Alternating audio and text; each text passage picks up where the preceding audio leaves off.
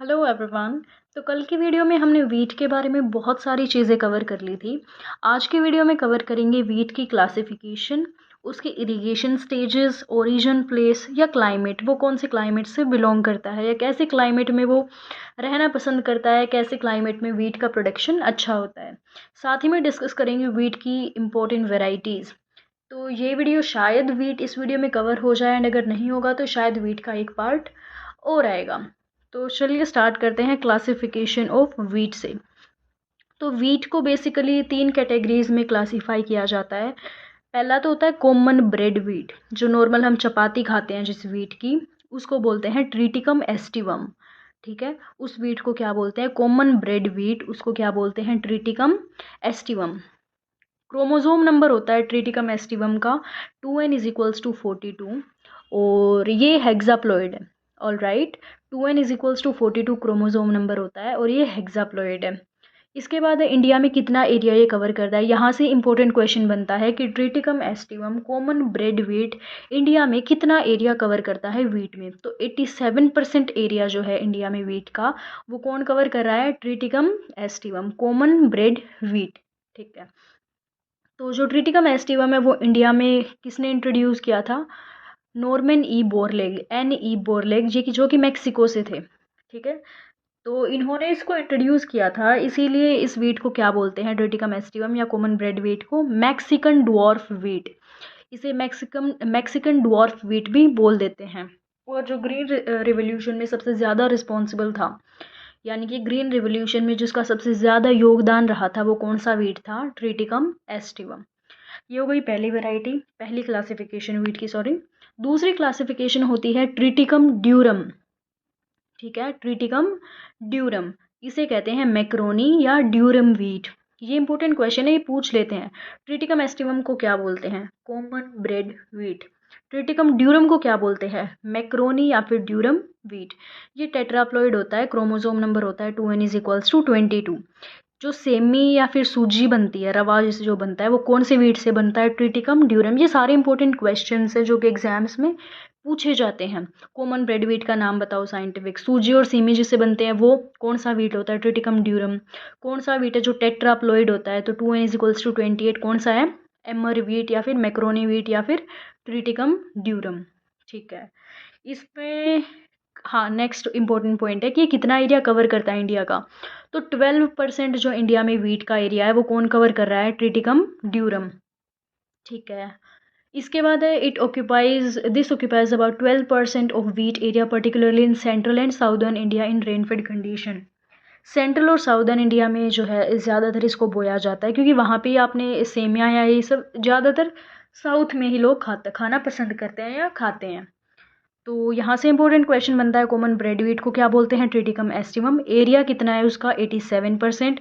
कौन लेके आए थे? एनी बोरलेग, मैक्सिको से लाए थे, और इसीलिए इसको मैक्सिकन डवार्फ वीट बोलते हैं। ये इंपॉर्टेंट क्वेश्चन है कि मैक्सिकन डवार्फ वीट कौन सा होता है।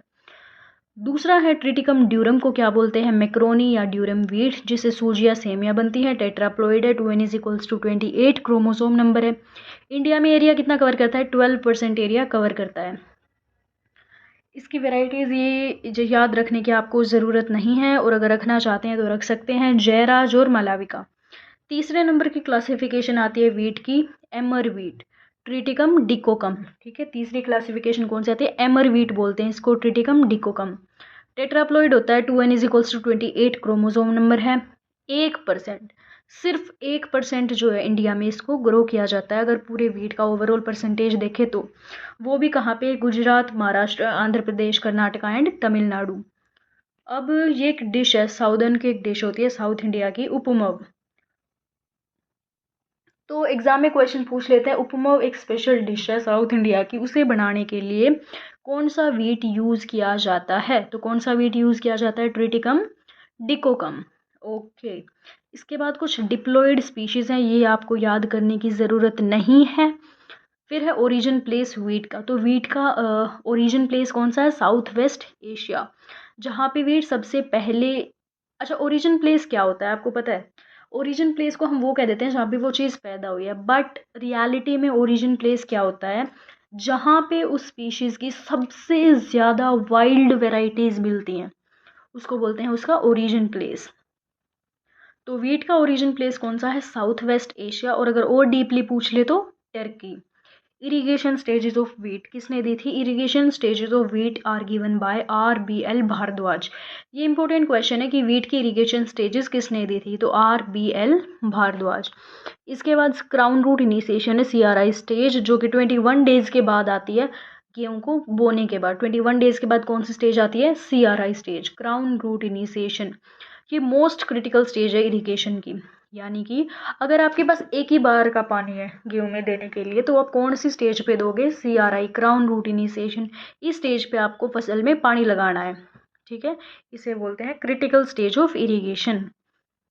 ये कुछ स्टेजेस दी गई हैं। टिलरिंग स्टेज कब आती है? 40 से 45 days after sowing. Jointing stage, flowering stage, milking stage and dough stage. ये कौन कौन सी जो है कितने दिनों में आती है सोइंग के बाद, ये बता रखा है। उसके बाद dough stage is refers to when milky fluid in wheat grain turns harden. जो डो स्टेज है वो कौन सी आती है? जब गेहूं के दाने को अगर आप कच्चा तोड़ के देखेंगे ना, तो उसके अंदर एक वाइट कलर का मिल्क निकलता है। तो जब वो मिल्क हार्ड हो जाता है, राइट, जब वो मिल्क हार्ड हो जाता है, तब कौन सी स्टेज आती है? Dough stage. इसके बाद if water is provided only one irrigation, इसमें बताया गया है कि अगर आपके पास एक ही बार का पानी है, कि आप एक ही बार फसल में पानी लगा सकते हो, पानी की कमी है आपके पास, तो आप वो कौन सी स्टेज पे लगाओगे? CRI स्टेज पे, क्राउन रूट इनिशिएशन। इसके बाद आता है वीट जो है C3 प्लांट है। C3 का मतलब क्या है? पहला स्टेबल प्रोडक्ट कौन सा बनेगा? Oxaloacetic acid. तो C3 प्लांट है। लॉन्ग डे प्लांट है, यानी कि फ्लावरिंग के टाइम पे इसे 12 आवर्स से ज़्यादा की सनलाइट चाहिए। The most ideal conditions for desirable wheat growth are, यानी कि वीट की ग्रोथ के लिए डिज़ायरेबल कंडीशंस क्या होनी चाहिए?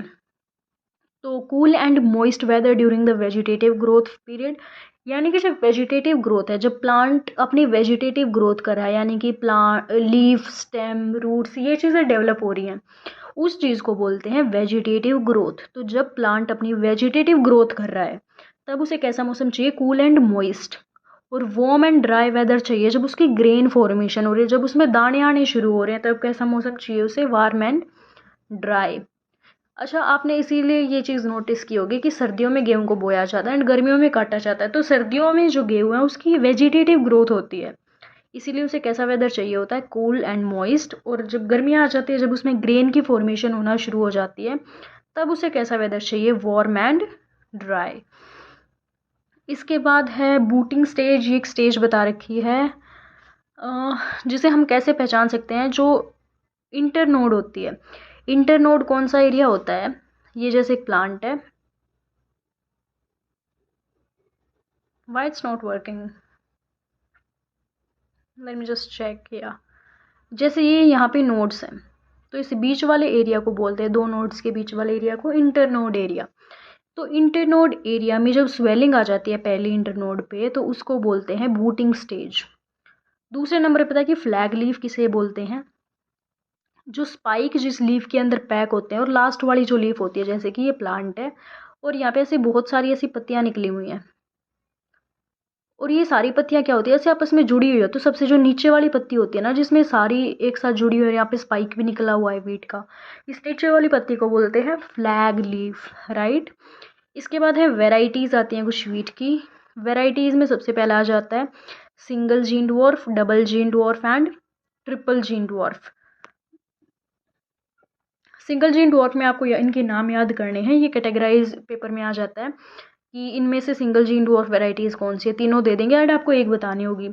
तो सिंगल जीन डॉर्फ में आता है लर्मा रोजो 64A, सुजाता, गिरिजा, सोनालिका।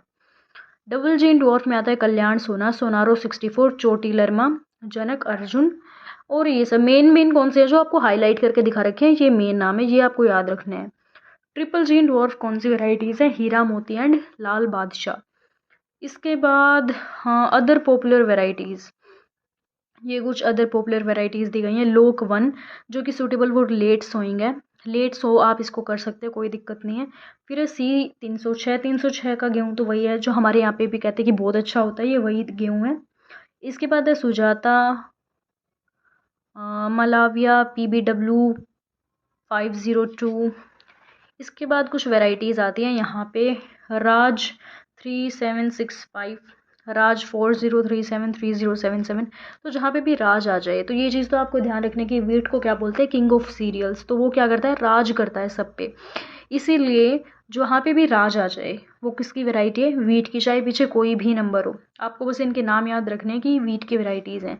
अगर वैरायटीज़ में कुछ याद करने का है तो वो है single gene, double gene and triple gene की कौन कौन सी हैं, उनके नाम आपको अलग से कैटेगराइज होने चाहिए और याद होने चाहिए।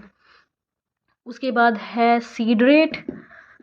सीड रेट में अगर आप नॉर्मल सोइंग कर रहे हो तो 100 kg seeds per hectare. Late और ब्रॉडकास्टिंग, लेट सोइंग कर रहे हो तो अगर लेट सो कर रहे हो तो ज़्यादा बीज तो चाहिए कि, अगर कोई भी काम अपने टाइम के बाद कर रहे हो, लेट कर रहे हो, तो मेहनत तो ज़्यादा लगेगी। तो ऐसे ही लेट सोइंग कर रहे हो तो लगेंगे 125 kg seeds per hectare. Broadcasting किसे कहते हैं, ब्रॉडकास्टिंग होता है जो हाथ से फैला के सीड को डालते हैं। आपने देखा कई बार फार्मर्स फर्टिलाइज़र को हाथ से डालते हैं, यूरिया वगैरह को, उसी तरीके से गेहूं की बुआई होती है, तो उसे बोलते हैं ब्रॉडकास्टिंग। अब डिबलिंग मेथड है, डिबलिंग मेथड में चाहिए 25 से 30। उसमें क्या होता है, आप हाथ से एक एक बीज को सही दूरी पे नाप के डालते हो, तो उसमें कम बीज चाहिए, 25 से 30 kg सीड्स पर हेक्टेयर।